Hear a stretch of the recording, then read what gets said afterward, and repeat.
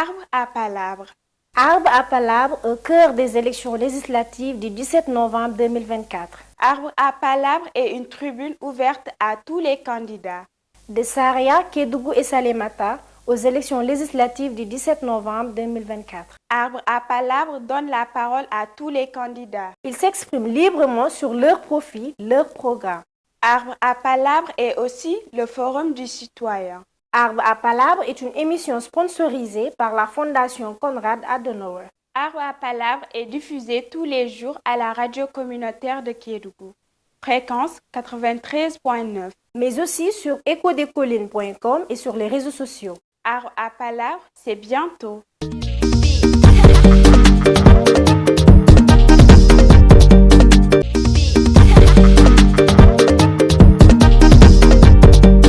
Mesdames et messieurs, vous suivez votre émission Arbre à palabre sur Kédougou FM et RMC, la radio mobile des collines en partenariat avec la Fondation Konrad Adenauer. Aujourd'hui, nous accueillons notre candidat à la 15e législature du 17 novembre 2024, Madiba Asseydiba. Alors bonjour. Bonjour Madame Cissé. Et bienvenue. Merci. Alors, vous pouvez vous présenter en nous parlant de vous et de votre parcours. Alors, tout d'abord, je tiens à vous remercier l'ensemble de la rédaction de votre structure, de votre radio, de m'avoir invité à cette émission. Et saluer la famille, les proches, tous ceux qui me suivent à travers cette radio, mais sans oublier au préalable le secrétaire général national de notre coalition, en la personne de M. Lamine Gueye, que secrétaire général national de la coalition Khalion Niafé Dial.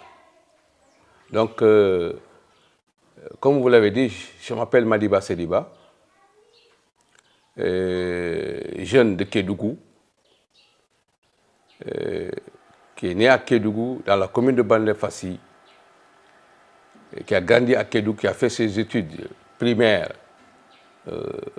à l'école Ibrahima Danfara de Kédougou, mes études secondaires au collège Massireba, et ensuite, après le BFM, j'ai poursuivi mes études au niveau du lycée Maurice de la Fosse à Dakar. Après quelques années, j'ai embrassé le domaine de l'enseignement à Dakar en octobre 2000. C'est de là où à Dakar, où j'ai fait mes premiers pas dans l'enseignement, précisément à l'école de Ismaël Lolo, le groupe scolaire Tatafa, avant d'atterrir dans la fonction publique, où, grâce à feu inspecteur Silla, qui m'a motivé, qui m'a encouragé pour venir servir mon département, pour venir servir ma région, en l'occurrence Kédougou. C'est par la suite, j'ai accepté. Et mon premier poste était Dar Salam. Dar Salam, comme on le dit, il y a Malinké Nangara Diakha dans le département de Salémata. De là, après avoir fait 2 ans, je suis venu à Afiapon. On m'a affecté à Afiapon comme directeur d'école.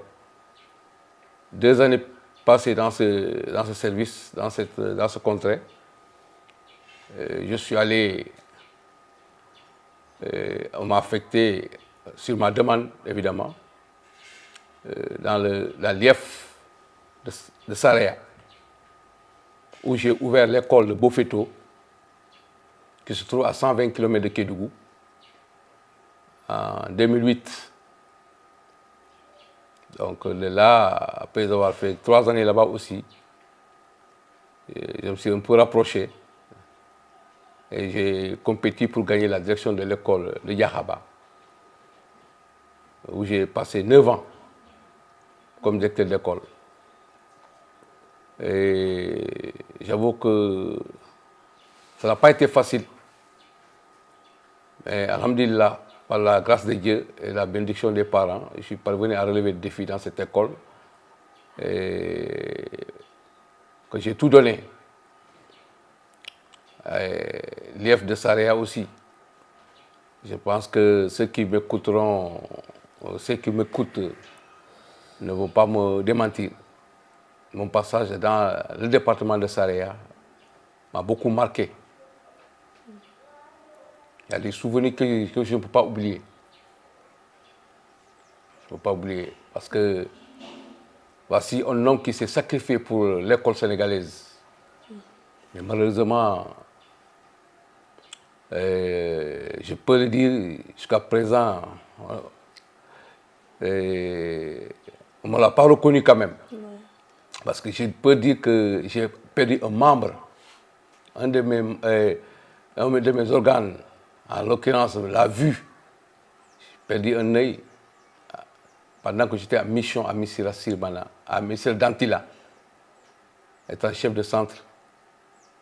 Et ça m'a coûté très cher. J'ai passé quelques mois à l'hôpital d'Antec. Donc là, bref, Saraya m'a beaucoup marqué. Et la population a été accueillante. Yahaba, ils m'ont beaucoup soutenu, la jeunesse. Tout le monde. Donc bref, voilà en quelques mots le passage que j'ai eu à faire dans l'IF de Saraya, dans le département de Saraya, et un peu mon cursus scolaire. Allez, merci beaucoup. Donc, Madiba, en tant que fils de Kédougou, qu'est-ce qui vous motive à vouloir être député? Madame, merci beaucoup pour cette intéressante question.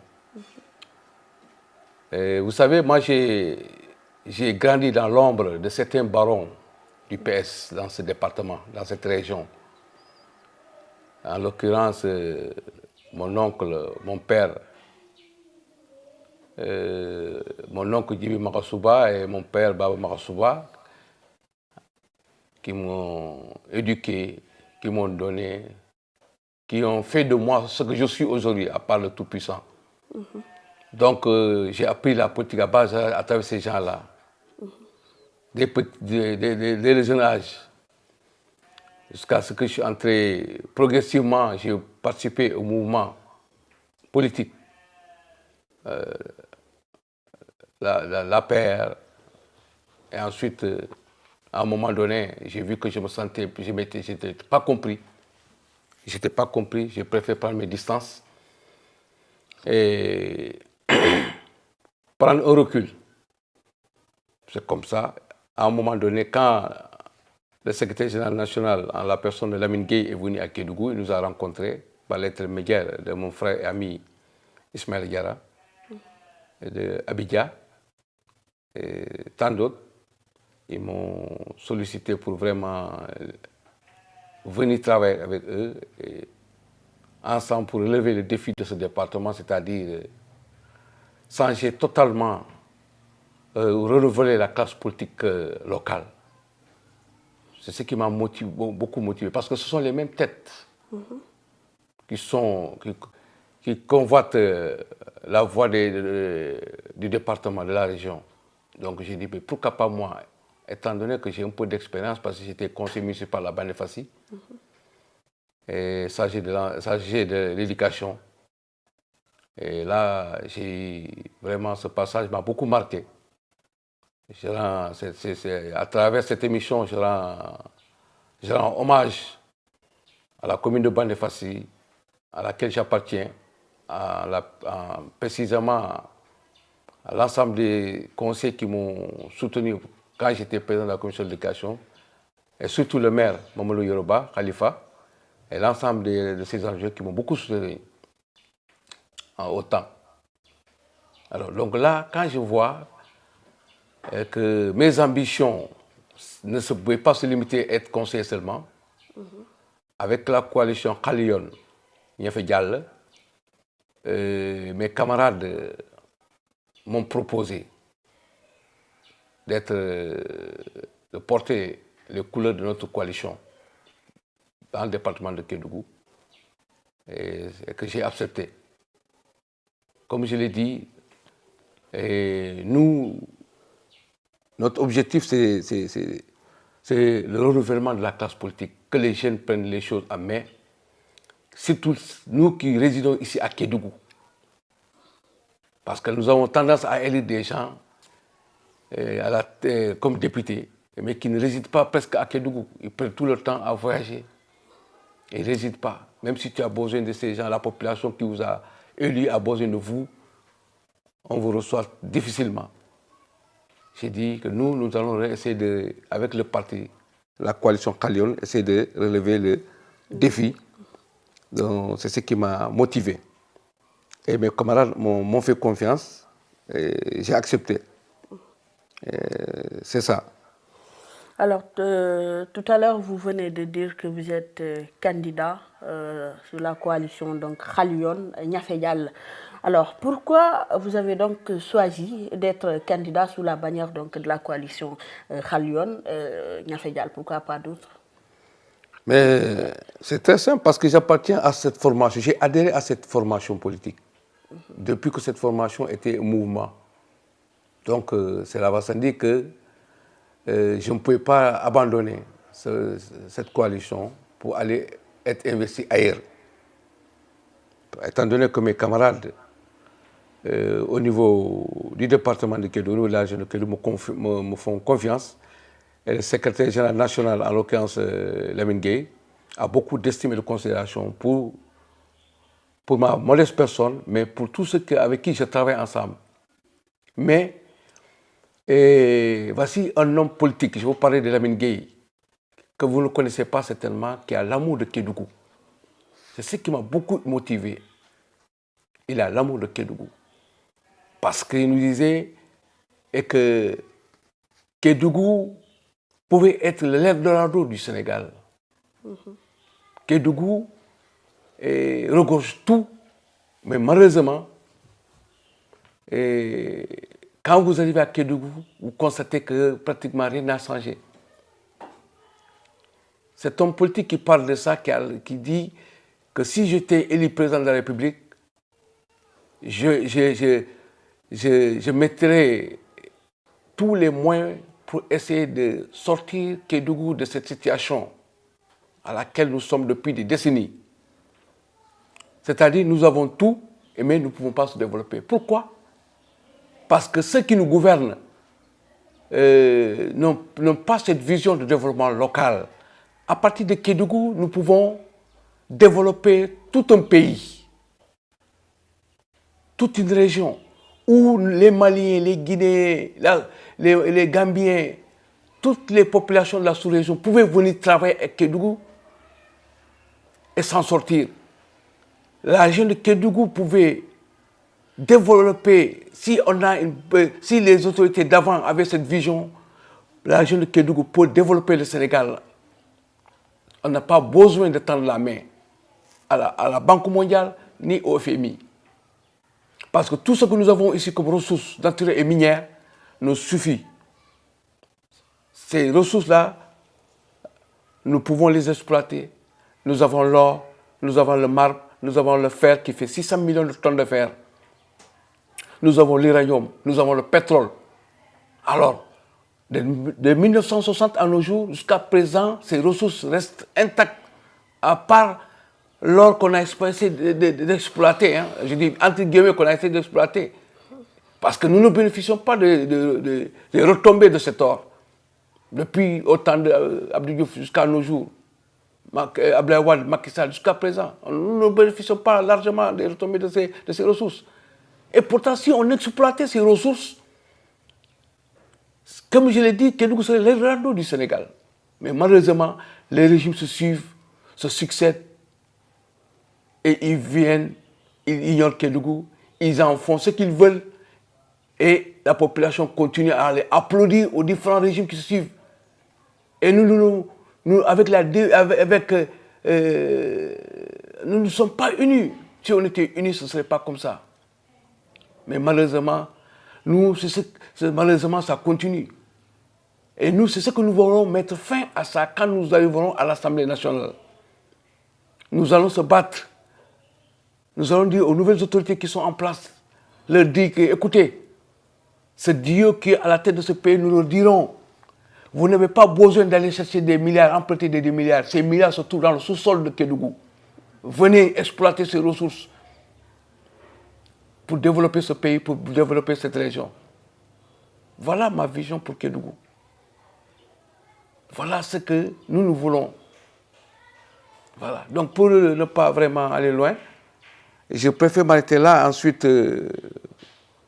vous écouter et répondre à d'autres questions. D'accord. Je rappelle toujours que vous suivez votre émission Arbre à Palabre sur Kédougou FM et RMC, la radio mobile, mobile des collines en partenariat avec la fondation Konrad Adenauer. Donc pour continuer, honorable député Madiba, une fois élu, quels seront donc vos projets prioritaires que vous allez donc défendre à l'Assemblée nationale? Bien, donc les projets prioritaires que je défendrai, que je vais plaider aux côtés des autorités pour qu'ils puissent quand même nous aider ici à Kédougou, prendre en charge les préoccupations de la population de Kédougou, du département de Kédougou. D'abord, c'est sur...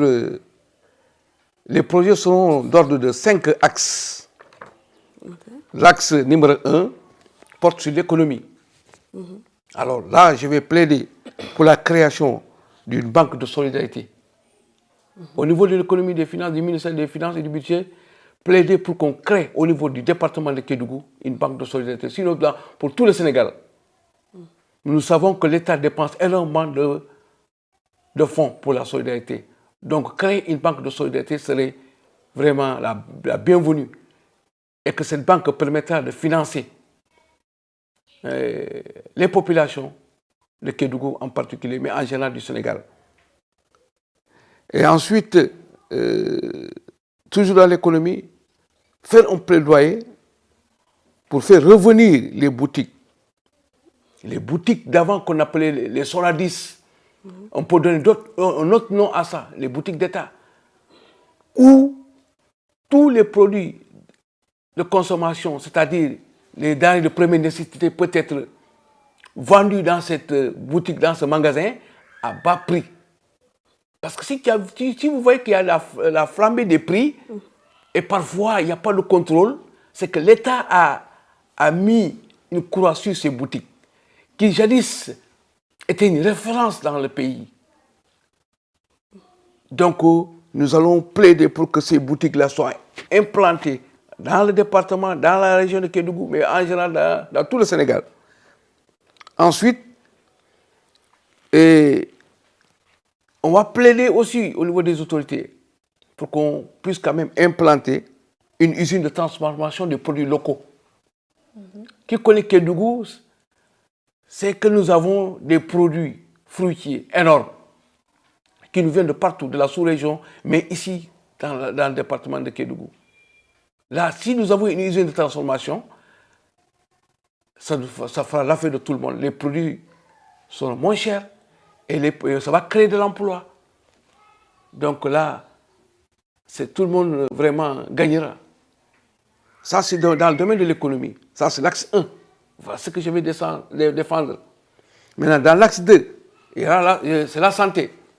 Je compte quand même plaider, défendre pour la prise en charge totale des personnes du 3e âge et des ménages vulnérables à travers une subvention de l'État. Voici un secteur vraiment qui mérite un accompagnement énorme. Énorme. C'est vrai que le régime d'avant avait beaucoup fait, mais il reste encore beaucoup de choses à faire. Donc là, il faut qu'on prenne en charge totalement les personnes du 3e âge et qu'un seul sou ne sera pas dépensé par ces gens pour vraiment prendre en charge leur santé. Et les personnes, les ménages vulnérables Donc ces gens méritent aussi un accompagnement. Et ça, c'est dans le domaine de la santé. D'accord. Donc, deuxième axe, c'est ça, dans le domaine de la santé. Troisième axe maintenant, l'éducation à laquelle j'appartiens. Je suis enseignant de formation, je sers au lycée technique industriel Inyemamba Girassi de Kédougou. Je vois voilà un lycée qui a des potentialités et qu'aujourd'hui, l'État doit accompagner ce lycée. L'État doit accompagner les populations de Kédougou afin qu'on puisse quand même octroyer des subventions pour favoriser la formation professionnelle et surtout l'insertion des jeunes diplômés qui, au sortir de la formation, de leur formation, pour avoir de l'emploi dans les différentes sociétés minières du département ou de la région de Kédougou. Donc, favoriser surtout la formation. C'est ça. Donc, troisième point, c'est l'éducation, comme je l'ai dit. Et quatrième axe, le sport. Nous n'avons pas de stade jusqu'à présent fonctionner ici à Kédougou. Parce que depuis bientôt 2 ans, le mouvement Navetan pleure, la Ligue régionale pleure. On n'a pas d'infrastructure digne de nom jusqu'à présent.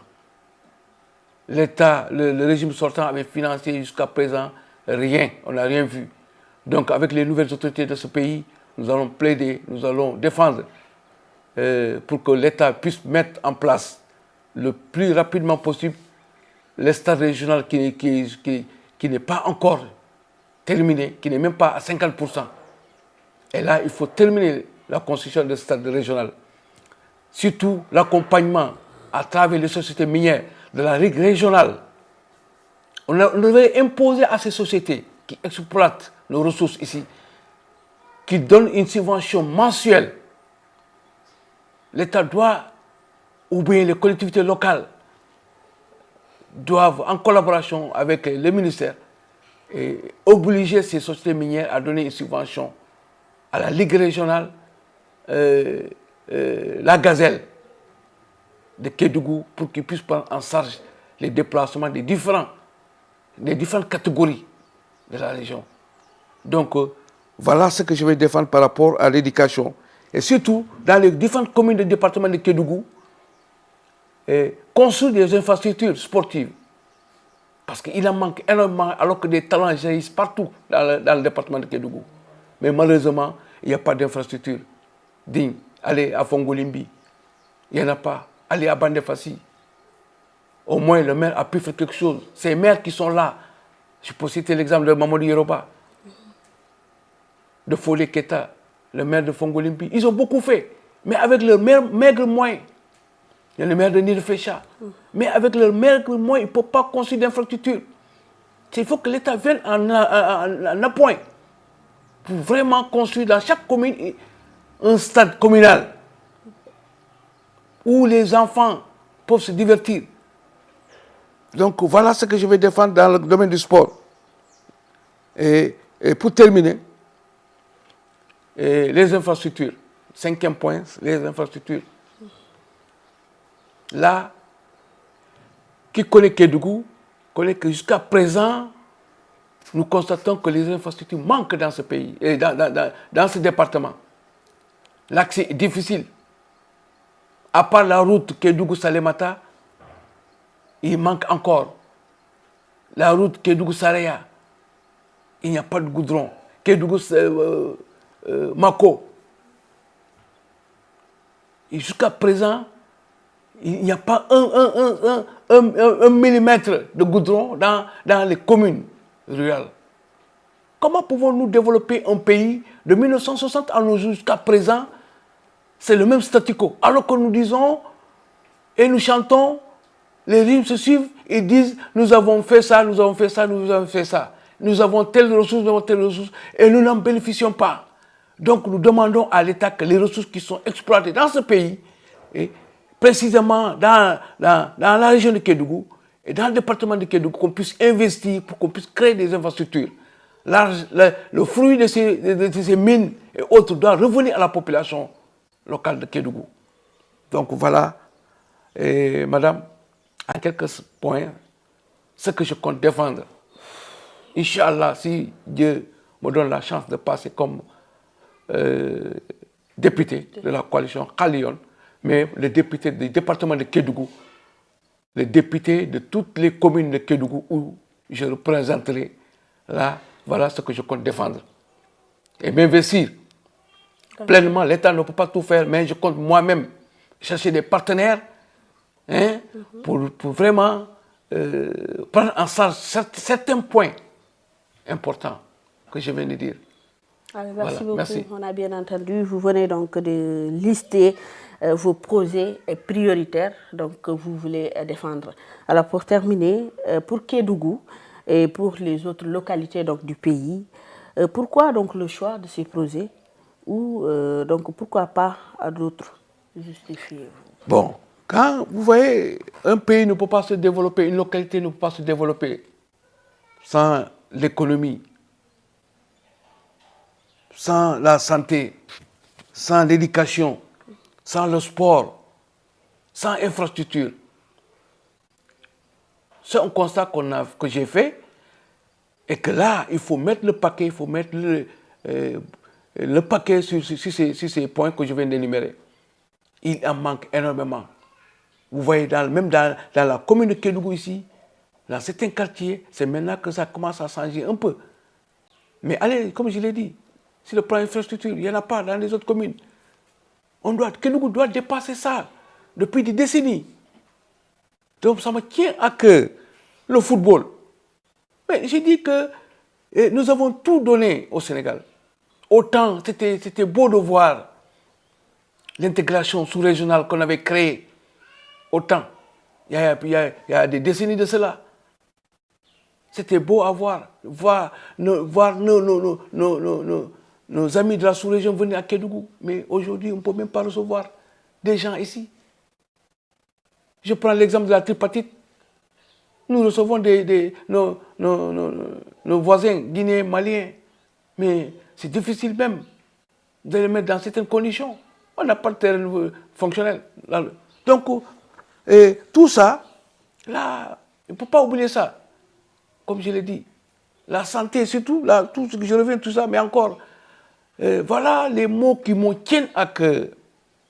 Donc, que je compte vraiment, très franchement, madame, faire de mon mieux pour que quand même Kédougou puisse bénéficier. D'accord. Voilà. Alors, vos derniers mots. Mais je dis, alhamdulillah, alhamdulillah. Je rends grâce à Dieu, je rends grâce à Dieu à mes parents qui m'ont mis au monde, qui m'ont soutenu de part et d'autre, de près ou de loin. C'est leur fils aujourd'hui qui est candidat à la députation, qui est candidat avec la coalition Khalion pour l'élection législative du 17 novembre. Je le dis, en votant pour Madiba Seliba, vous votez pour le renouvellement de la classe politique locale. Je serai accessible à tout moment qui me connaît, c'est que je suis accessible et je serai accessible demain aussi. Nous vivrons ensemble ici.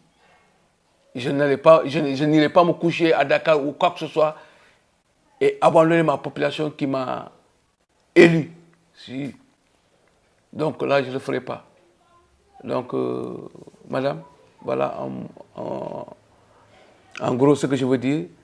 Et sans rendre hommage à cet homme, ce Djambar, qui a fait notre secrétaire général, que quand Kédougou a fait la liste, a proposé déjà pour la candidature, il nous a cité exemple au niveau national. Il n'y a pas eu de problème. Cet homme qui a fait pratiquement 20 ans en Chine et qui continue à parler de Kédougou partout.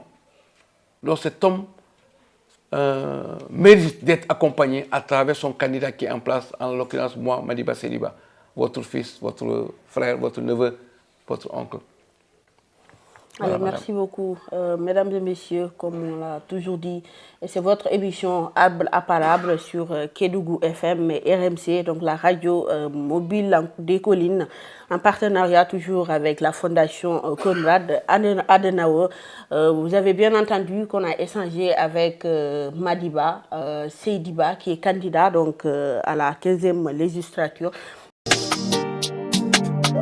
Arbre à Palabre.